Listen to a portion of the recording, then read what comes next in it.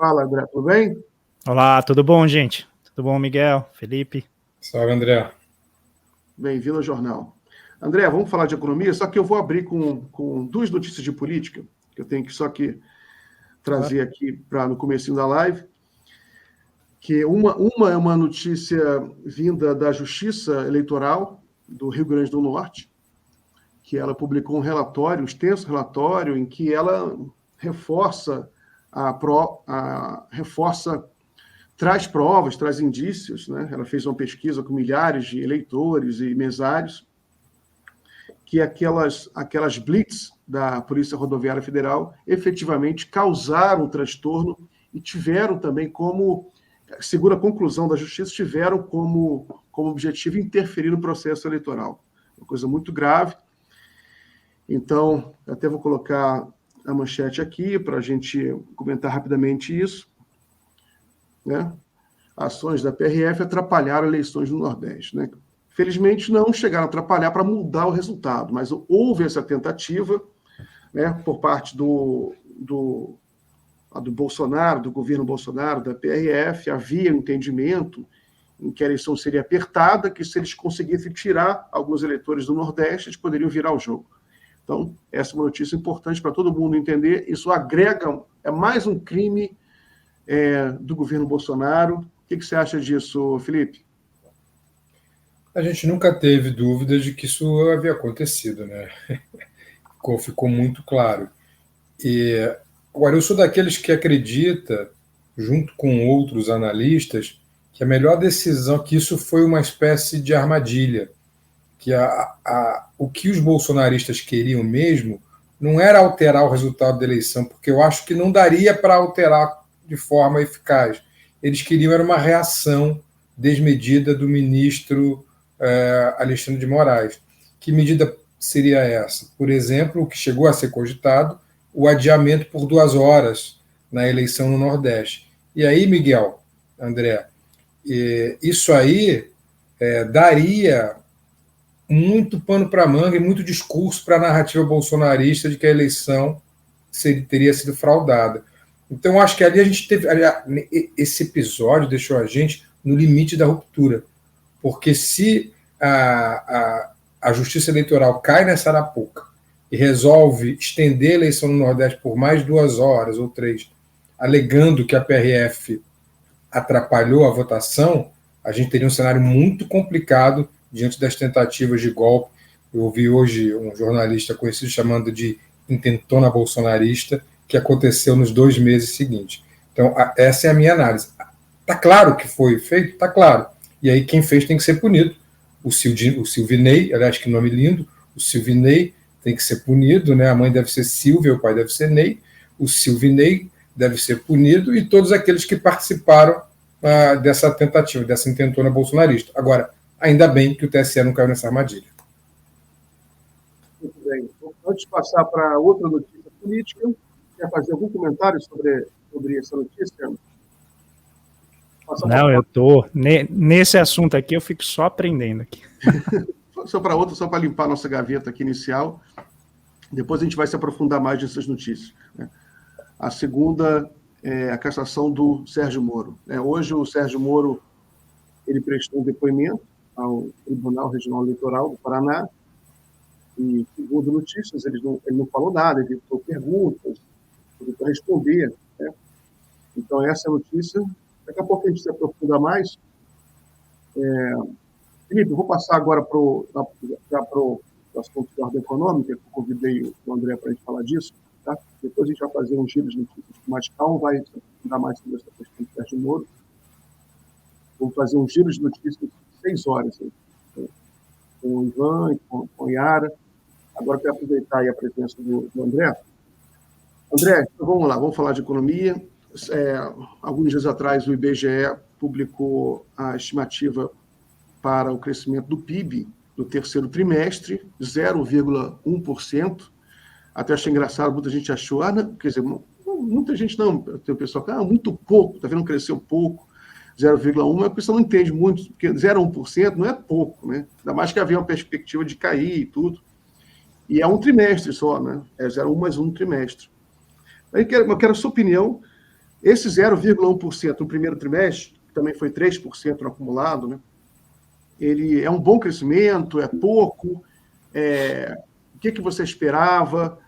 E qual a perspectiva agora para os próximos trimestres?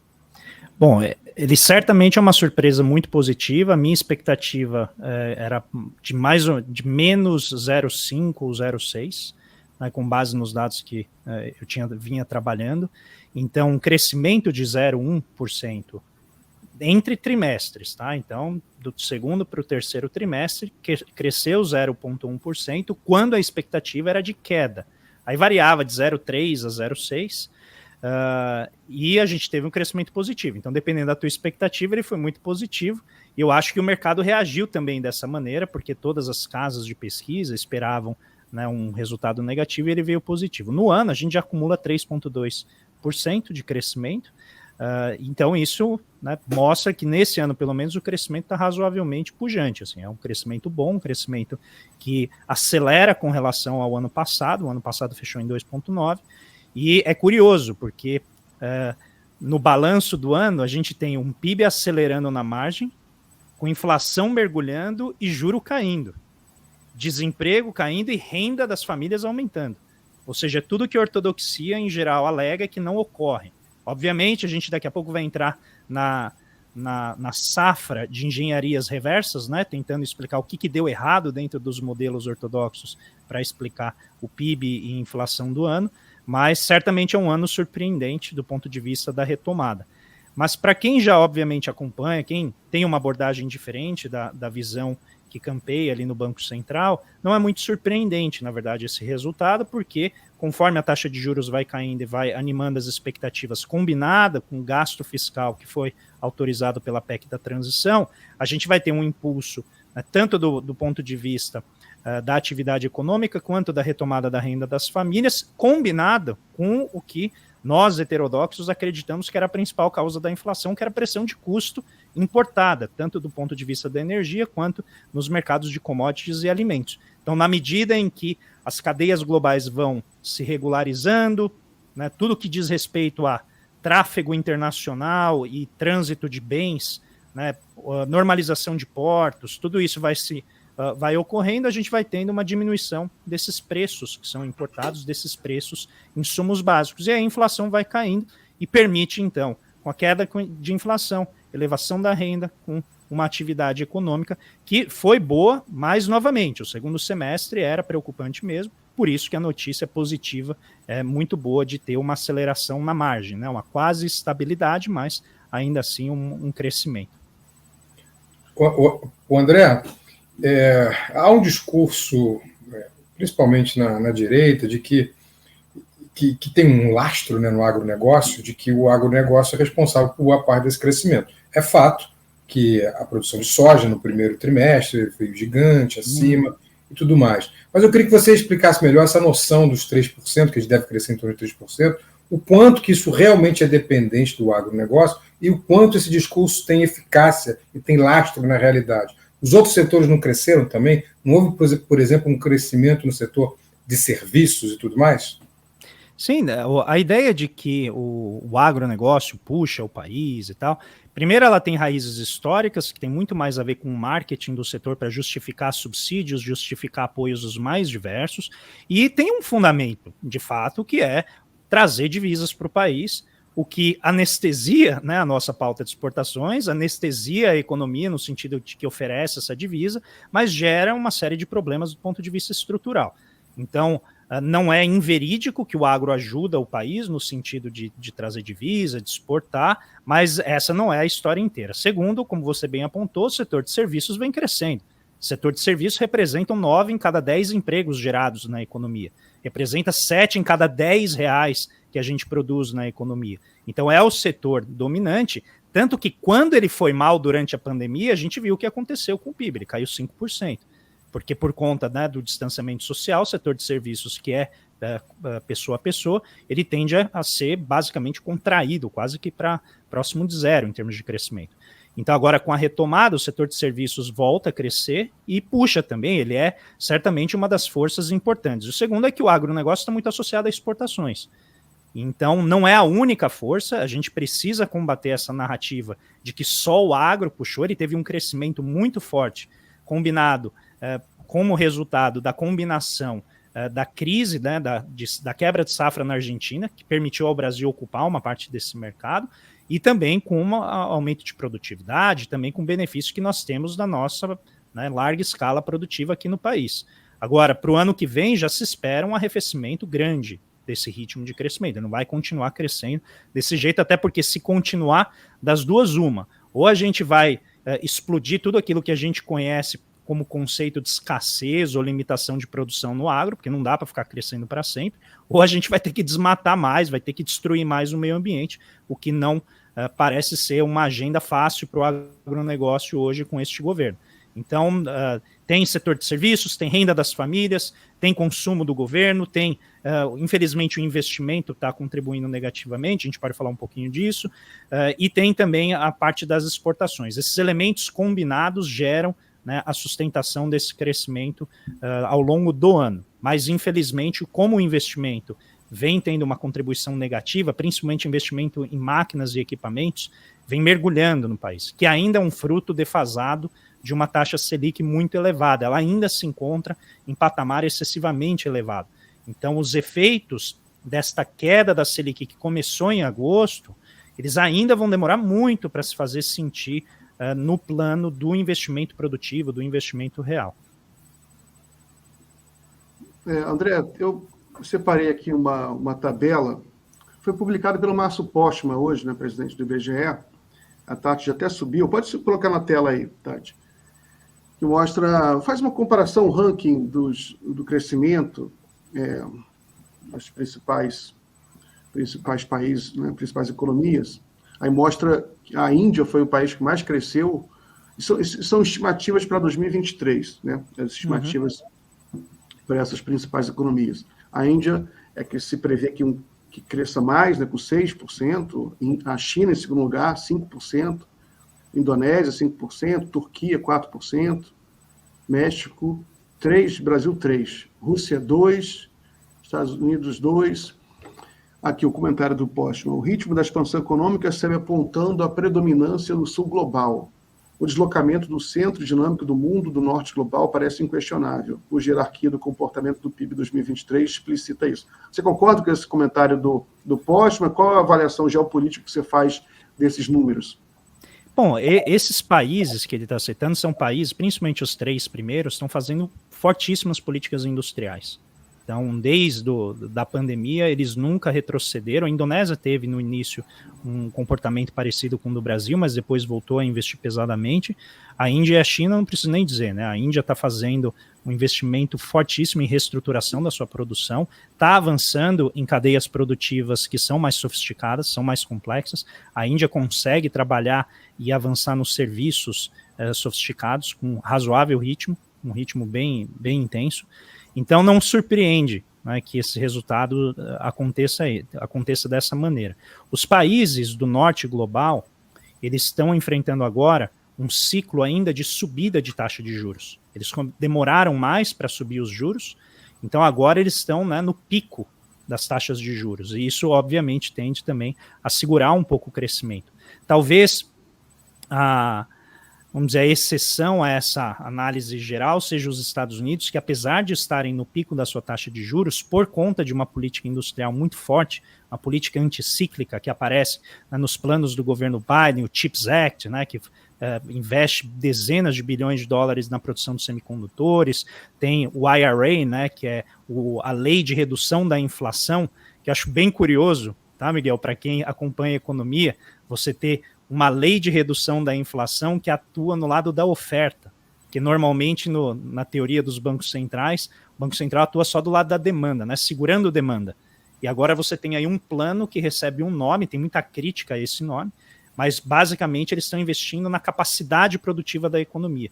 E isso é mais ou menos consensual lá, porque quando você amplia a oferta, a tendência é que no futuro os preços caiam, não porque o Banco Central segurou a demanda, mas porque aumentou a capacidade produtiva da economia, eletrificando a matriz de transporte, mexendo, né, na lógica de urbanização das cidades, fazendo a descarbonização da economia, investindo em economia verde, que é o que eles estão tentando fazer ainda que com muito custo, com um Congresso dominado pelos republicanos. Então você vê que talvez eu redefiniria isso que o Postman colocou como norte e sul global, talvez num paralelo sobreposto aí, talvez a essa definição, com países que cederam, né, aos novos tempos da política industrial, que atenderam ao chamado tanto da pandemia quanto o chamado da natureza, e o contexto da guerra também ajuda muito a explicar esse resultado, e os países que insistiram na ortodoxia, que insistiram, né, em manter taxas de juros muito elevadas sem o suporte anticíclico da política fiscal. A Europa chega tarde nisso, né, ela chega mais tarde do que os Estados Unidos nesse processo e por isso tem um resultado mais limitado. Mas também, sejamos justos, a Europa está no meio de um conflito, né, numa guerra bastante intensa que afetou um insumo universal, que é a energia e alimentos. Então isso também tende a tirar um pouco de força da Europa, que tem essa combinação, né, de preços de insumos elevados com taxas de juros elevadas. Isso ajuda a explicar um pouco essa divisão também. Felipe, vou fazer uma pergunta. Estava esperando você. Eu quero fazer uma pergunta sobre 2024. André, qual a perspectiva, não só para 2024, mas para os próximos anos? Eu sei que é um exercício de futurologia que não cabe a você fazer, mas alguma perspectiva é preciso ter, né? Você acha que os fundamentos econômicos com os quais o Brasil vai entrar em 2024, eles permitem o otimismo de um crescimento econômico, de geração de emprego e equilíbrio das contas públicas? Vamos dizer assim, desde 2022, a gente está tendo surpresas de crescimento, né? 2022 foi assim, a gente previa 0,5%, cresceu quase 3%, 2023 começou da mesma maneira, né? Porque a gente mudou, né?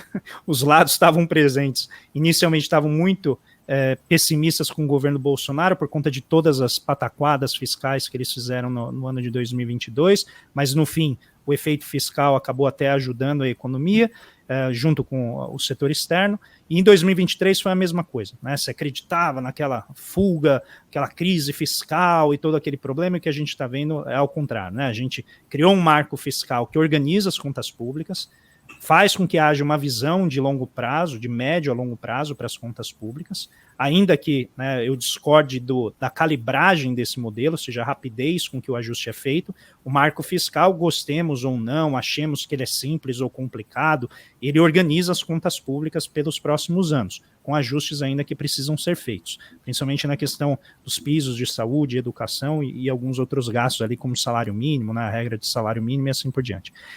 Muito bem.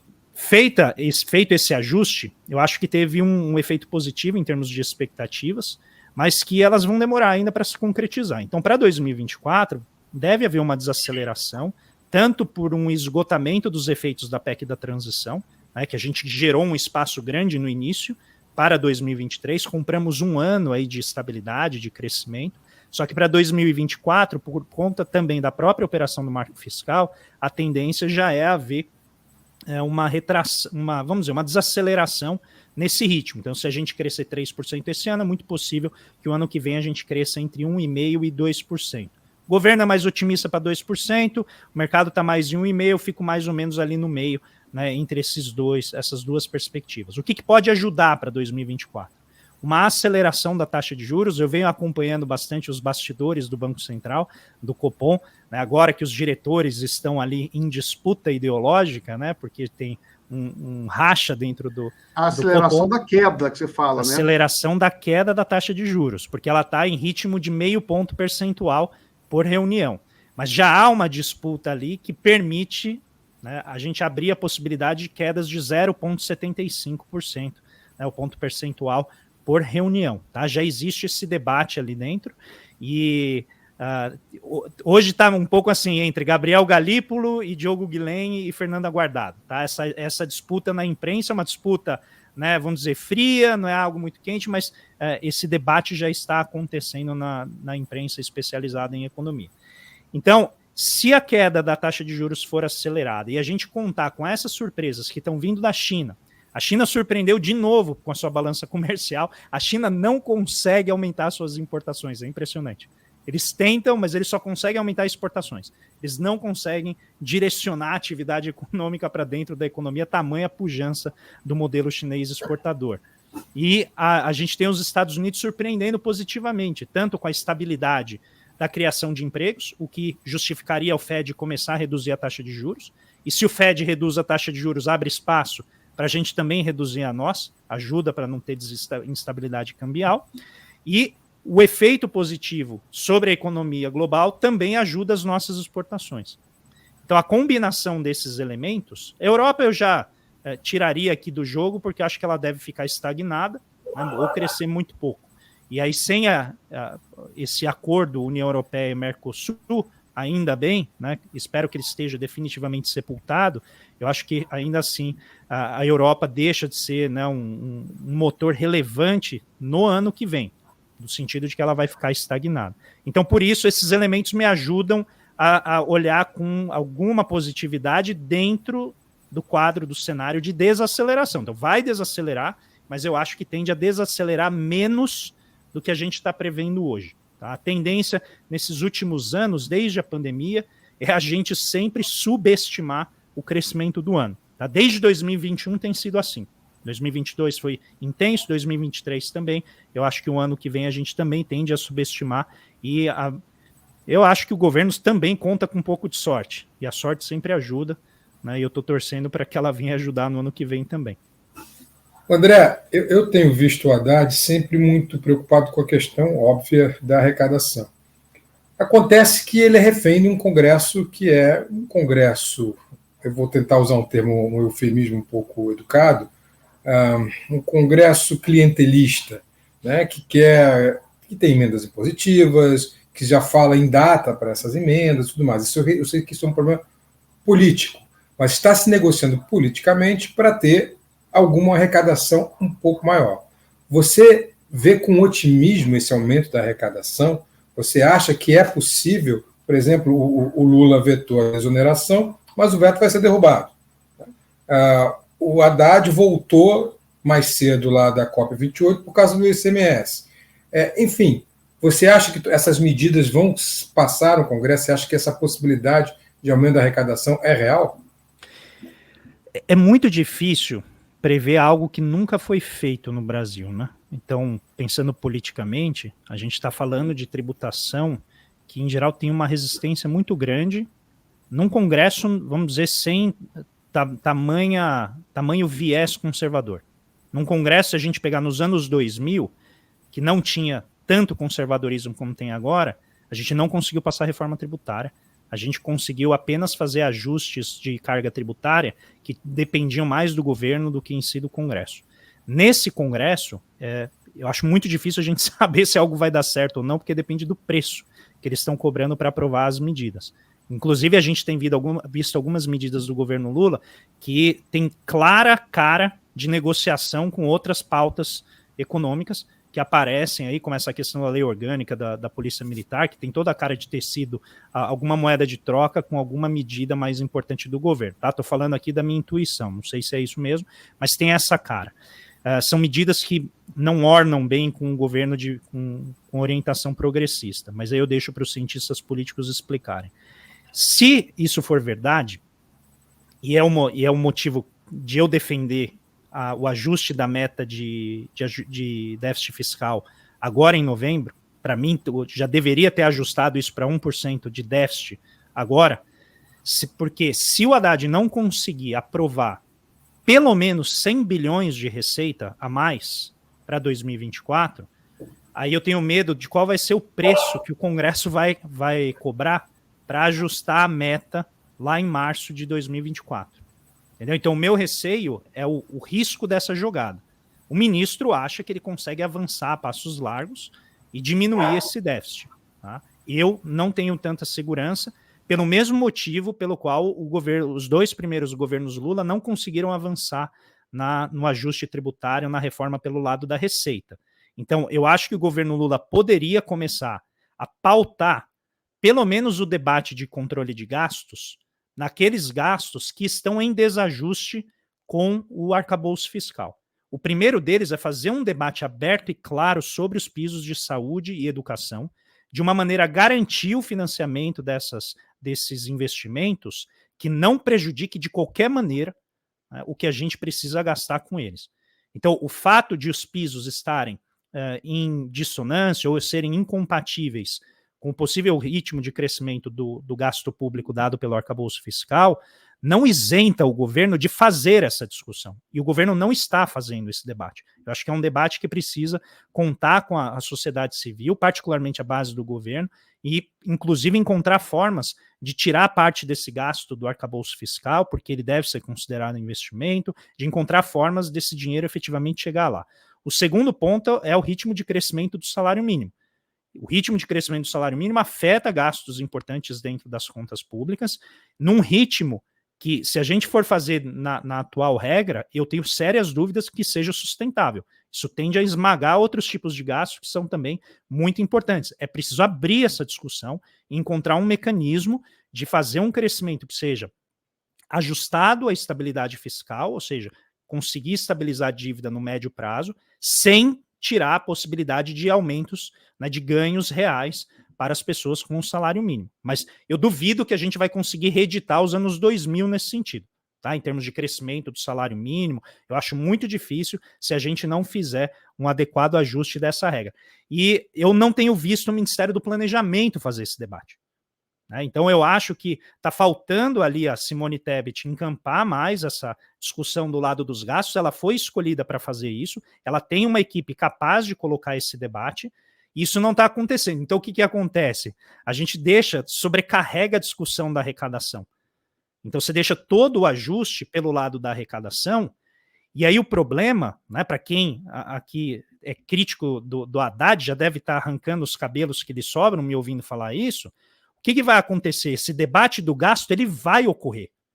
Só que ele não vai ocorrer com a participação da base do governo.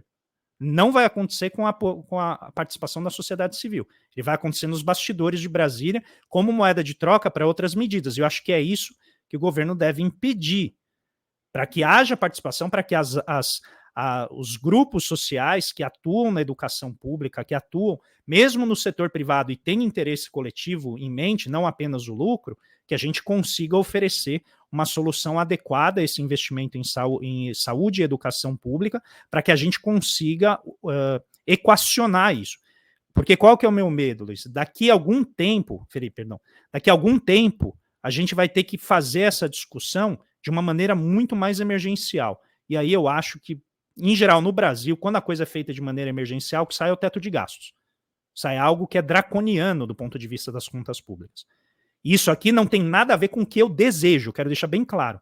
Porque, para mim, a gente poderia fazer isso, investir pesadamente nessas áreas, mas eu sei o país em que eu vivo, eu sei quais são as forças que estão no Congresso. E o que a gente quer não passa lá, o que a gente quer leva, eventualmente, a reações drásticas da parte do mercado financeiro, no mercado de juros e no mercado de câmbio. E a gente já viu esse filme. Então, eu acho que existe a necessidade tanto do planejamento atuar mais harmonicamente com a Fazenda, fazer a parte de debater esses gastos, e eu acho que a gente, até agora, bom, já que a gente tomou a decisão de adiar o ajuste da meta fiscal para março, então agora que o ministro Haddad ganhe todo o apoio necessário para poder aprovar essas medidas e tentar diminuir o déficit, né, de maneira que a gente não pague um preço muito elevado lá em março, caso haja necessidade de alterar a meta fiscal. Como eu acho que vai acontecer inevitavelmente. Muito bem. Felipe, eu vou liberar o André. André, muito obrigado pela participação. Muito gentil da sua parte. E um forte abraço. Boa semana, bom final de semana para você. Abraço, André. Abraço. Obrigado.